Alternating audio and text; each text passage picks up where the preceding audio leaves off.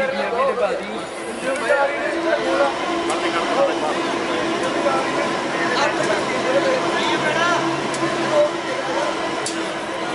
सरकार के एजेंट भी हमारे बीच में आ सकते हैं, वो धर्म की बात भी कर सकते हैं, वो मजहब की बात भी कर सकते हैं।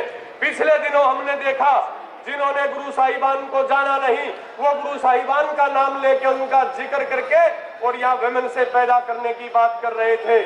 वो गुरु साहिबान का नाम लेके नफरत के बीज बोने की चेष्टा कर रहे थे। गुरु साहिबान हिंद की चादर थे।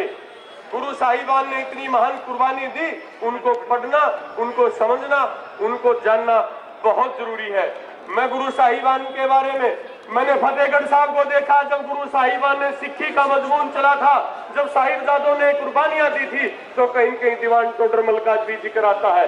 लेकिन कुछ साथी यहाँ मंच पे आके बहुत गलत बात कहते हैं। हम कर्जा खाए बैठे हैं। मैं गुरु साहिबान के चरणों में, दशमेश पिता के चरणों में यह अरदास करना चाहता हूँ, हम कर्जा खाए बैठे हैं। गुरु गोविंद की कुर्बानी का कैसे मोल चुका देंगे हम, उनकी आंखों के पानी का कैसे मोल चुका देंगे हम, उनकी आंखों के पानी का। उनकी गणना करते हैं हम, उनकी गणना करते हम आजादी के आधारों में, जिनके सामने दो दो बेटे जिंदा चिन गए सरहद की दीवारों में। तो कोई व्यक्ति, कोई विशेष आदमी सरकार का एजेंट बनके इस महान किसान आंदोलन को तारपीड़ो करने का, खराब करने की हिमाकत ना करे। मैं सभी स्टेज संचालक साथियों से, सभी किसान भाइयों और बहनों से दोबारा यही विनती में कहना चाहता हूँ, यही दो शब्द कहने के लिए मैं आपके बीच में आया था कि ऐसे तत्वों से सावधान रहने पड़ेगा। हम किसान हैं, हम 10 नहू की कमाई खाते हैं, हमारा मजहब किसानी है, हमारा धर्म किसानी है, हमारी जाति किसानी है, और हम हिंदुस्तान के लिए दो बेटे पैदा करते हैं।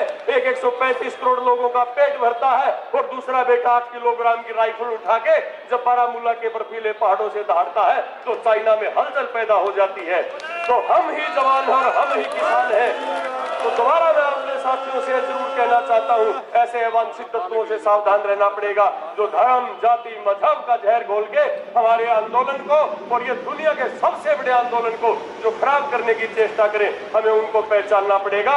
और मैं पुनः भगवान से प्रार्थना करता हूँ और आप लोगों के हौसले और हिम्मत को देख के मैं कहना चाहता हूँ कि भगवान ने चाहा तो परसों सरकार आपके कदमों में अवश्य झुकेगी, क्योंकि किसान शांति प्रिय तरीके से अपने हक और हकूक को मांगने की बात करता है।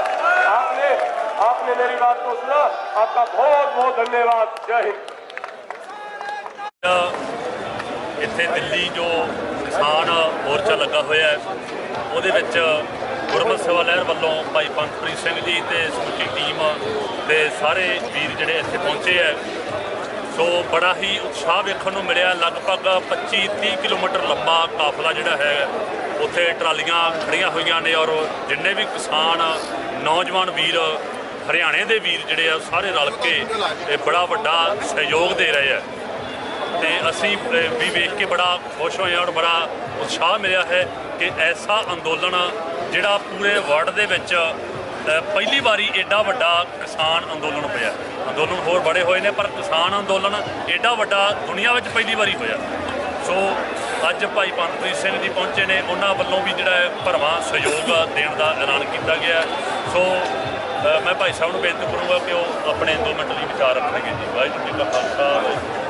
हाँ जी, जो आप आके देखे भाई सतनाम ने दसी दिता कि जोड़ा सारा ये बड़े जाब्ते में चल रहा है।